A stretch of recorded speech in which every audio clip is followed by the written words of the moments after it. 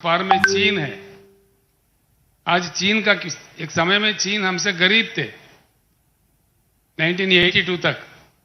उसके आज का चाइना कहां है और हम कहां हैं, इस बात को हर किसी को सोचना चाहिए। चुनाव आते रहते हैं, जाते रहते हैं, कोई ना कोई जीत ही जाता है। कितने पार्टियों को हमने सपोर्ट किया, और महाराष्ट्र जैसे राज्य में मुझे एक पार्टी बताई है जिनको अवसर नहीं मिला, अधिकार नहीं मिला।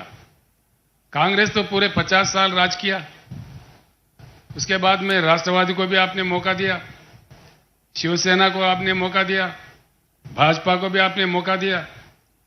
करना चाहते तो इनमें से कोई एक तो करते। उल्टा ये कह रहे हैं तेलंगाना के जैसे छोटे से राज्य में, कम समय में, नया नवेला राज्य में किसानों के भलाई के लिए सब कुछ किया जा सकता है। मैं मराठी बोल नहीं सकता लेकिन समझ सकता हूं। बालके जी ने अपने बातों में सारे बता दिए तेलंगाना में क्या क्या स्कीम चलता है। ये स्कीम तेलंगाना में 5-6 साल से जब चल रहा है, महाराष्ट्र में क्यों नहीं? महाराष्ट्र तो बहुत बड़ा राज्य है, स्थिर राज्य है, धनवान राज्य है, यहां किस चीज की कमी है? उल्टा ये कहा जा रहा है कि तेलंगाना का जो भी मामला है वो भूल भुलैया है। अगर महाराष्ट्र वो कर दे तो महाराष्ट्र सरकार का दिवाला निकलेगा। हां, जरूर निकलेगा दिवाला, मैं भी मानता हूं इस बात का।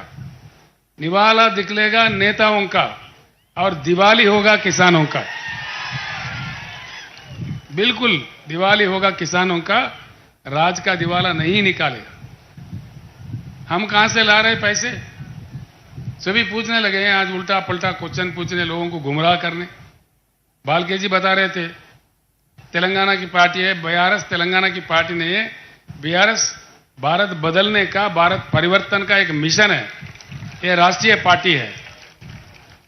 बड़े अजीब अजीब सवाल आते हैं, अजीब अजीब बातें करते हैं।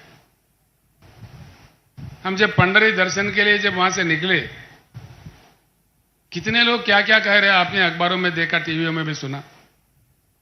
हाँ, आ जाए, जरूर दर्शन करे, लेकिन राजनीति ना करे। हम आके दर्शन कर रहे। पंढरीपुर में मेरे पीछे कई पत्रकार पड़े थे, मैंने वहां मुंह नहीं खोला, कुछ कहा भी नहीं उनको, वो नाराज भी हो गए मुझसे। लेकिन मैंने, वो पुण्यस्थली है, क्षेत्र है, तब वहां मैंने कुछ राजनीति नहीं कहा, लेकिन यहां जरूर कहूंगा। मेरा एक बात है, मुझे समझ में नहीं आता, अभी अभी हम शुरू हुए महाराष्ट्र में, इतना आक्रोश क्यों है इतने सारे पार्टियों में? इतनी घबराहट क्यों है, हड़बड़ी क्यों है? इतना आक्रोश इतने छोटी पार्टी के लिए? 3-4 महीने हो गए हम यहां शुरू होके, कोई पार्टी हमें नहीं छोड़ रहा है। भाजपा एक वक्तव्य है, कांग्रेस का एक वक्तव्य है। कांग्रेस ने हमको बीजेपी का बी टीम करार दिया,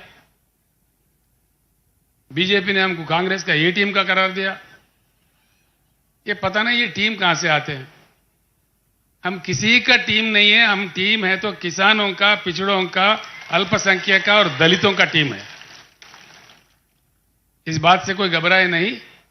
हम अगर टीम है, जैसा बालके जी ने कहा, पक्का पहली बार हिंदुस्तान में कहीं कहीं लोग कहीं कहीं नारे दिए। सिर्फ बीआरएस ही इकलौता एक ही पार्टी है जिन्होंने दिल फाड़ के कह दिया कि अब की बार किसान सरकार। पहले कोई पार्टी ने इस बात नहीं कहा। क्यों नहीं कहा भाई? 60% लोग तो खेती किसानी से जुड़े हुए हैं। किसान को और कामगार को जोड़ दो तो 60% से ज्यादा हो गए।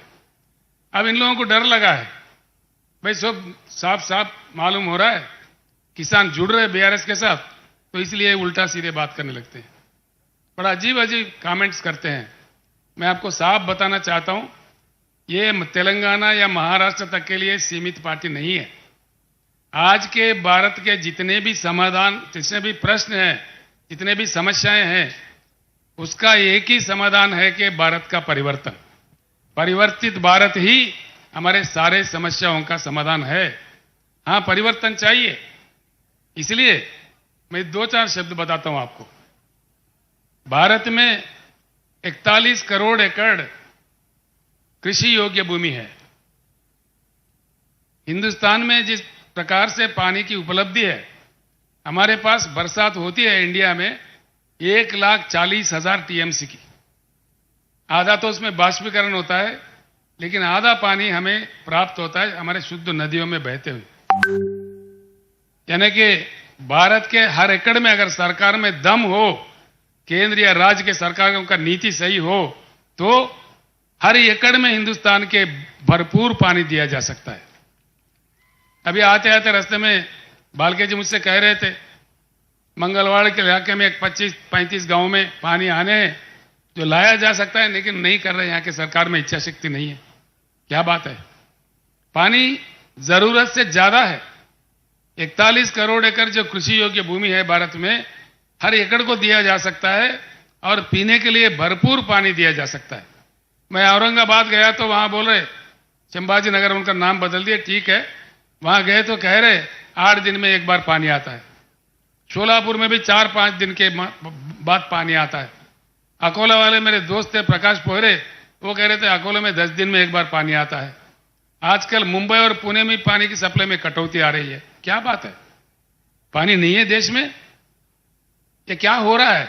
इसीलिए मैं कहता हूं, साफ कहता हूं, भारत के जल नीति जो राष्ट्रीय जल नीति है, उसको पूरा का पूरा उठा के बंगाल के खाड़ी में फेंक देना चाहिए और नया पॉलिसी बनना चाहिए।